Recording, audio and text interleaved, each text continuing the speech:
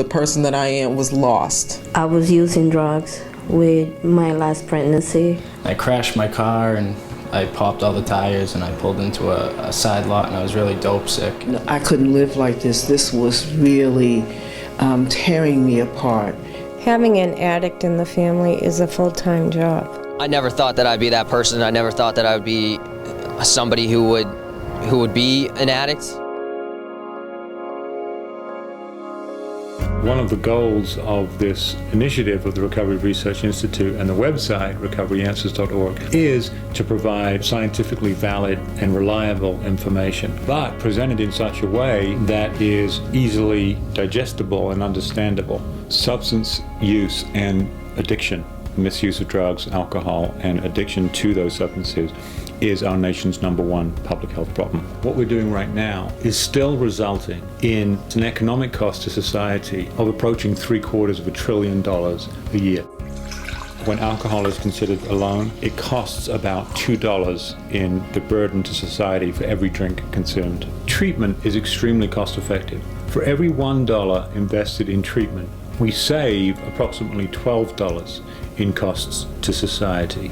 So it's a very cost-effective way of dealing with the overall burden, economic burden, of these problems in society, is to provide more treatment and prevention services. One of the other things to remember about addiction is that it is one of the most stigmatized conditions in society. I thought it was just us, and now that I have been open about it, I am surprised how many people tell me that they too have a child who's going through this. People like to believe and say that they don't have it in their family. That's a myth. Everybody has it in their family. They think that it's the back alleys, the needles out of the arm, and it's not. I mean, it's a different face nowadays. I think people have to realize that we're surrounded by recovered people. 60% of people will achieve full sustained remission from addiction, and in fact the majority of people do that. That's a very important message to get across. One of the goals of the recoveryanswers.org website is to provide the kind of information that people can use to help inform them, arm them with information. If you're a user just looking for information about addiction or looking for help for an addiction problem for you or a loved one, you'll notice as soon as you go to the front page of the website, you will see a button on the bottom right-hand part of the page that says Find Treatment, and that will take you to a website that will give you all the information that you need about treatment. You can put in your zip code and find treatment facilities in your area. You can also look at treatments around the country. It's tremendously useful, and resources for how to get in touch with other people that are going through the same thing you are. I think that's absolutely crucial. It has, links to treatment centers, detoxes. It was really amazing. We have an addictionary on the website so that people can actually look up different terms and understand what they mean, because there's a lot of jargon associated with addiction and the addiction field as well as the treatment field. Recovery, for me, it's funny because I just looked the word up the other day, because even though you know what recovery is, you think of it in terms of like using, but recovery for me, it said to regain something that was lost or stolen. There's also an opportunity to share your stories so you can inspire other people. People in recovery being able to talk about their stories, that's something that I definitely could have used early on. You can sign up to participate in research.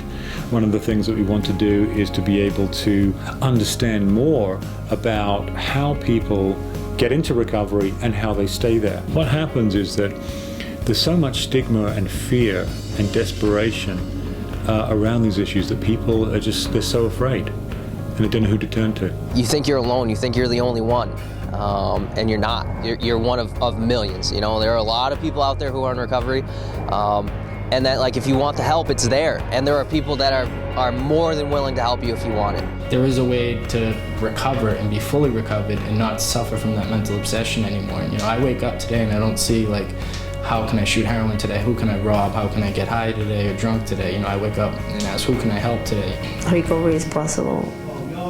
You just have to want it. So we want this to be a place that they can at least alleviate some of that anxiety and find some, in other words, take action via information that they can get through this portal.